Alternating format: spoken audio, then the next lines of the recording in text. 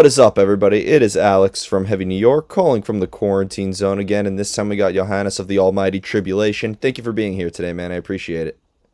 Thank you. Glad to be here. Yeah, it's so awesome to have you here. The first single that you released off the brand new album where the gloom becomes sound, absolutely kick-ass. Could the first single, Leviathan, maybe serve as like a clear representation of what the entirety of the new album will sound like? Yeah, definitely. I mean, it feels like that's usually how we work. The first song that come out, it's always been a couple of years since anyone heard anything new. So yeah, it is a representation of the album. It's got all the ingredients in it. So yeah, you're Awesome. correct. Awesome. Conceptually, can you consider this just picking up where you left off after Down Below, or do you think that this is almost like maybe a new beginning for Tribulation in a way? Hard to say. Not a new beginning, but we try to, at least on every album, make some kind of change. And comparing this new one to Down Below, I would say this one is way bigger, more majestic sounding. And if Down Below were kind of in the middle of Children of the Night, and this one, it feels like the right kind of development from Down Below, I guess. So with the continuation of your evolution, do you ever go into the songwriting with like a preconceived idea of how you want it to be, or is there kind of like a lot of improvising involved? I mean, the usual method with us is we make demos, as most bands do, perhaps. But we never know where we end up until we kind of finish in the studio or the last couple of weeks. It's Jonathan, for example. It's basically Jonathan and Adam who writes the songs, the guitar players.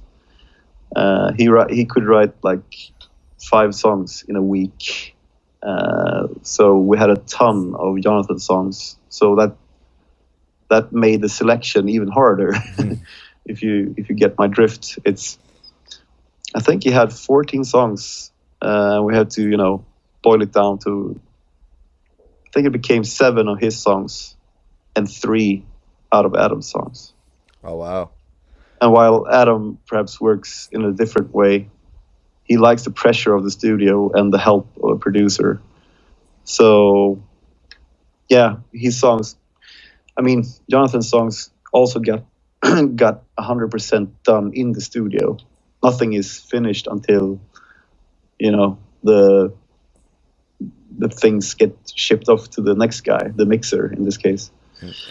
So yeah, it all comes together. This time around, we took 10 days off for rehearsing in the studio and finalizing the songs. But it was really good. You ever worried that the songs you leave out of the album will be a B-side one day, just be the biggest hit you guys ever had?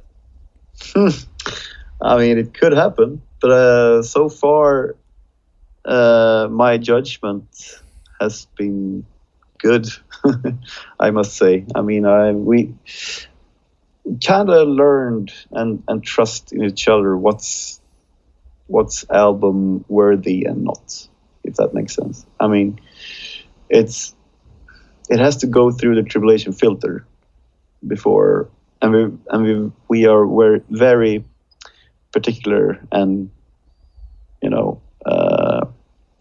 serious to not make anything slip through that we're not 100% comfortable with, I guess.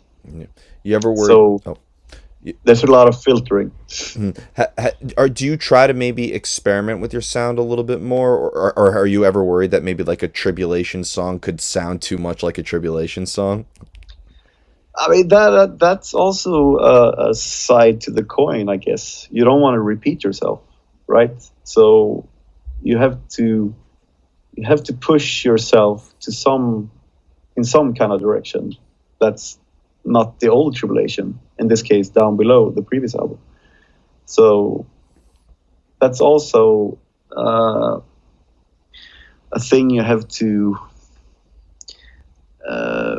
really think of, I guess. But you know, it rarely happens. If anything, as you were saying, basically, if anything, you kind of get inspiration from older songs as well. It's like on this song, there's something that reminds me a lot of a song from the second album, for example. But yeah, we have to evolutionize in some way. Otherwise, we probably get bored. If this album would sound as the previous, then I see it as a failure, I guess. Mm-hmm. Well, do you look at, the horror and the formulas of death and Down Below and stuff, Children of the Night, like almost as like maybe self-portraits of or representations of who you and Adam like are at that particular time in a way? Do you look at the albums as like maybe a self-portrait?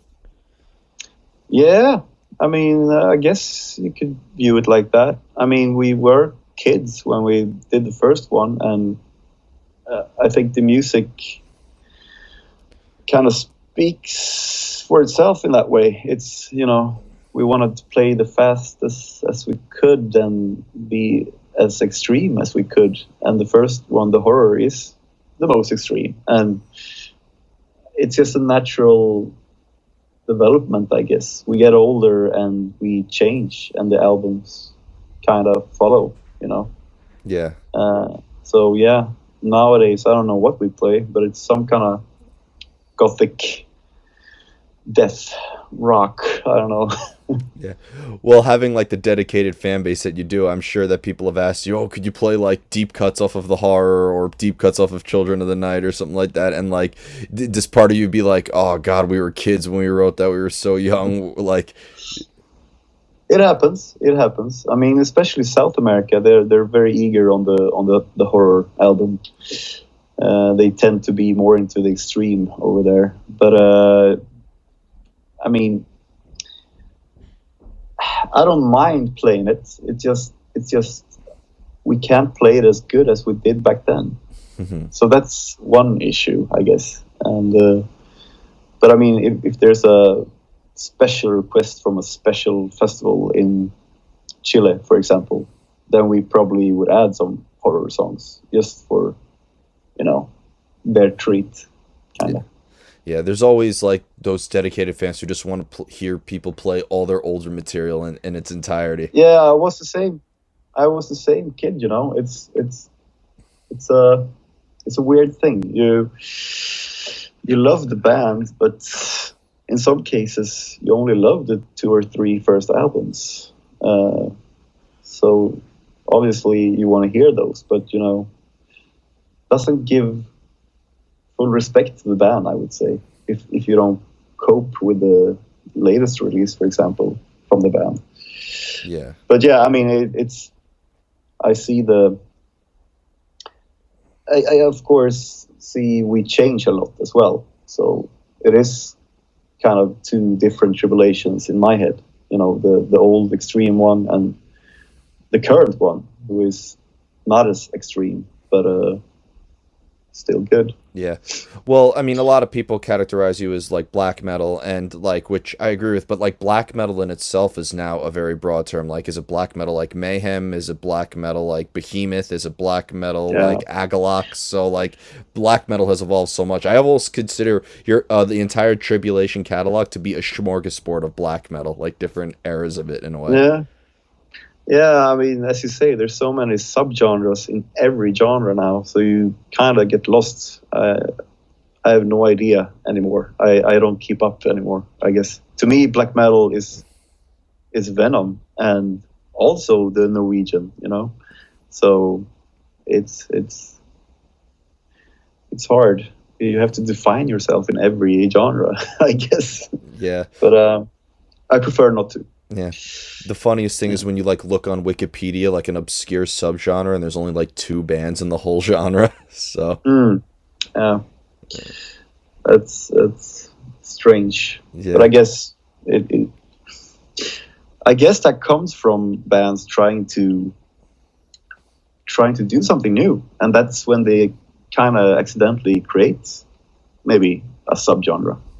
Yeah, So I that's think cool. I think all the greatest genres were kind of like created by accident in a way. Like I think some people, when you try too hard to be different, it just it kind of shows a little bit. I think if anybody has ever stood out, it always happened organically in a way. Like it Yeah, happened when you least expected it. If you try to think too much of a preconceived idea, like I heard like a lot of metal bands started off just by playing ZZ Top songs really fast. yeah, So yeah, so the greatest things in music were always discovered by accident. yeah. Truly. Now, being the vocalist, because I noted that you mentioned you like needed the music, you need the other members to write the music. But has there ever been a time where maybe you had like a concept or a lyrical idea, and that can maybe help influence the music itself? Nah, wouldn't say that in particular. No, I mean, what usually happens is that we're creative to the last minute, kinda. We with the vocals, for example, it's not written in stone at all. It's we try stuff, we experiment, and to get the best kind of vibe of the song. Should this be an angry song, or should this be a cool, maybe darker vocal? But so that's one thing I tend to be, try to nail is the vibe of the song. Is it a sad song, or is it something else? And the intensity of the vocal and the pitch, I guess. Yeah, and Uh, when you hear the music, it almost makes you like maybe reminisce on a past experience, or maybe even gives you an idea, right? Like the music helps shape a vision for it in a way. yeah, yeah, of course. I mean, there's no plan before hearing the song or the demo. It comes when it comes to you. This song should have this, or let's try this on this song. I have an idea. That's usually how it goes, and we have to leave the song with everyone satisfied, kind of. Yeah. And we are, so that's why we work on it till we are, I guess. Now, also being a bassist, because I feel like bass is such an important instrument in terms it has both of an emphasis on melody and an emphasis on rhythm. So when you're like tracking the bass, do you have like one focus over another? Are you playing along with the guitar work? Are you thinking about the percussion a little bit more? Like, what's sort of like your main focus in bass playing? I mean, it depends, I guess. Maybe it's a bit of both, I guess, because there is quite a lot of melodies in Tribulation bass. But no, I mean, usually it's, at least in Jonathan's songs, he already written the bass. So I could just copy him, or repeat that. But sometimes it feels like I add a note here and there just to put a personal touch on it, perhaps. But nah, I mean, I'm quite basic when it comes to bass playing. Really? Yeah, Your fans, yeah, your fans don't think that. When I saw you guys in Brooklyn, what was it, like 2 years ago? Somebody said that you were the black metal version of Sting. yeah, really. Yeah. Yeah, I don't know. I mean, it's hard to give yourself credit, I guess. But I definitely feel I'm on a comfortable level and sounding okay for the band and so forth. And yeah, but I'm no. You will never see a bass solo, for example, in Tribulation. Never say never. Never say never. Nah, I know, Yeah. but The next album, probably the not. next album is just gonna be all bass and you screaming over it. I can't wait to hear Nah, nah, that. wouldn't work. Yeah, never say never. But Yeah. And when I saw you live in Brooklyn, I feel like watching you play, like Tribulation is definitely what I consider to be the ultimate live experience. You guys are definitely a live band, and I consider it a very different experience watching you perform than simply just listening to the album. For you, is there maybe a similar energy though into playing live as you do when you are recording or songwriting, or is playing live almost like a completely different energy? Yeah, maybe the latter. It is a different energy because the studio environment is different, and you when we play live, you really get into the zone or your own kind of persona, I guess, character, and that's so liberating. That's what's so liberating about it, because it's like a ritual. When you put on the makeup, you transform into something else, and that person is not the same person as in the studio. No, in the studio we're more, anal about getting it tight and the right kind of cool sound, or working with pedals. So no, it's unfortunately there's no candles in the studio these days. Yeah. Well, But yeah. that kind of what, because like I don't know if this is the best terminology, but like like do you almost feel like you have to portray that like same character that you put on stages in the album, like if there's no candles in the studio, or lack of makeup or something like that, do you almost feel like maybe the recording process is like maybe a less of a Tribulation experience? Interesting. I mean, maybe. I mean, I separate them quite much. I mean, I like both, but I do prefer playing live over the studio. But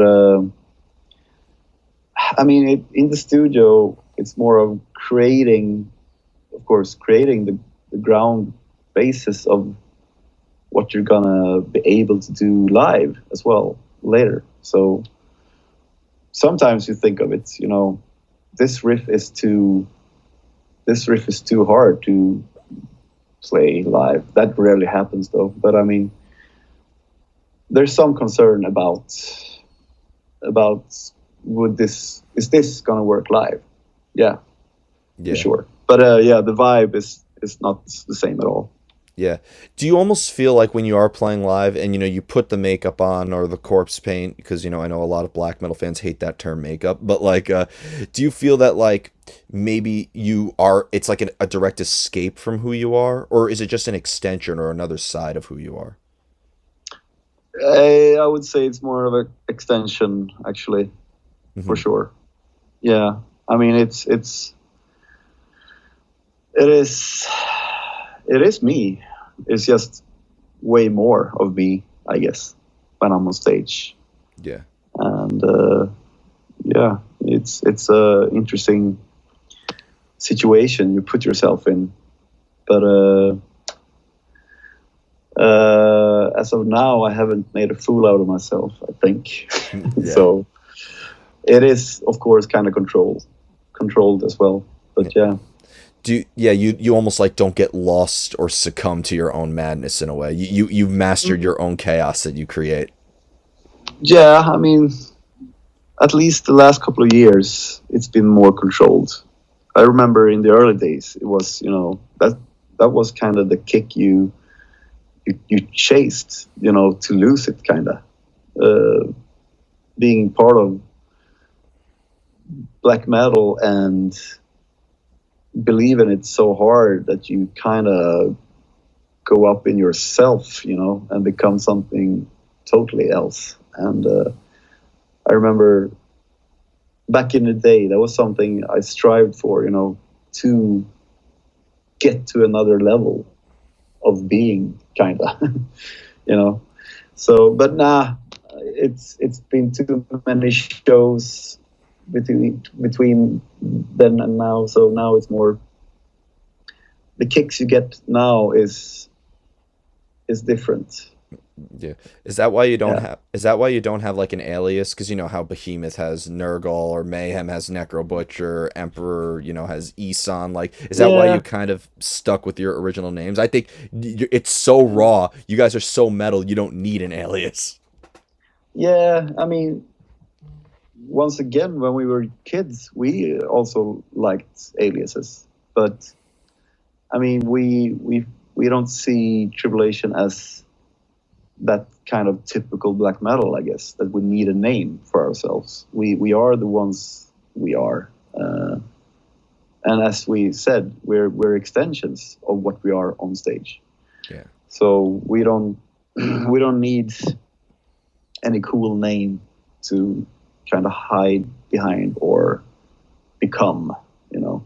Yeah. Yeah.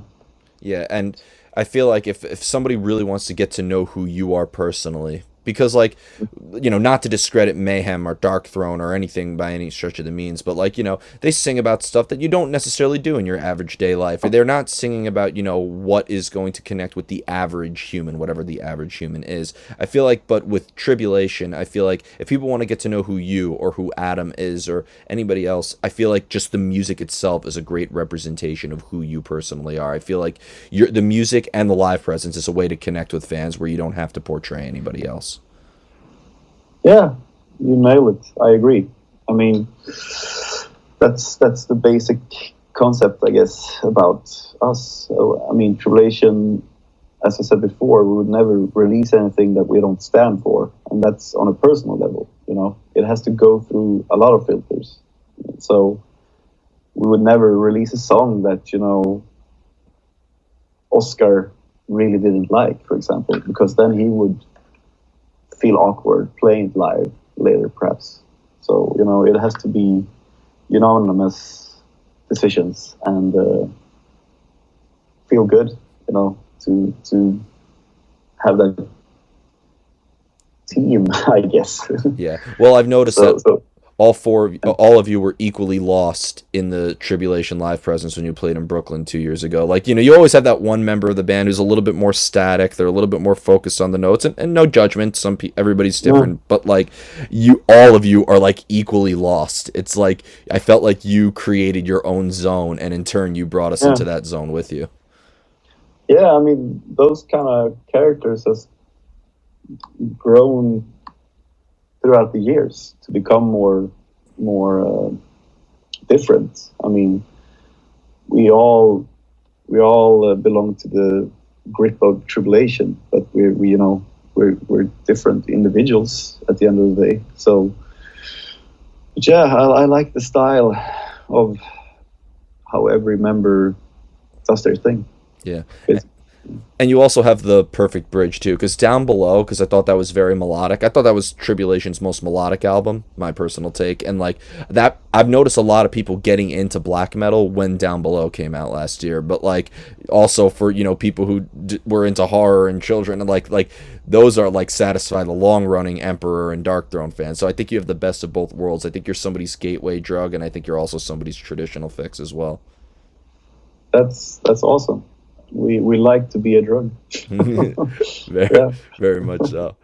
So, before we go, I want to thank you so much for your time today. I really enjoyed this discussion. Is there just anything else, with the release of the new album, obviously, thanks to a certain virus that shall not be named, obviously shows are not in the, are kind of out of the question at the moment, but can we maybe get a live stream performance or maybe anything else to help with the release of When the Gloom Becomes a Sound? I mean, you can expect more singles, of course, showing up very soon. And yeah, we have been discussing streams, but it feels a bit out of our element, I'd say. But I mean, we'll see how long this pandemic goes on.